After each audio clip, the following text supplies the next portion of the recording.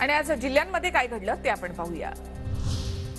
नाशिकच्या निफाडमध्ये सलग चौथ्या दिवशी तापमानामध्ये घट, पारा 4.5 अंशांवर, तालुक्यामध्ये सर्वत्र शेकोट्या पेटल्या।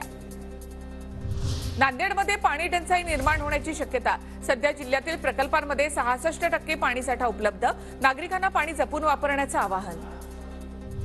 नागपूर विमानतळावर 34 लाख रुपये किमतीचं सोनं जप्त, पेस्टच्या स्वरूपामध्ये असलेल्या 549 ग्रॅम सोन्यासह केरळमधील व्यक्ती सीमाशुल्क विभागाच्या ताब्यात।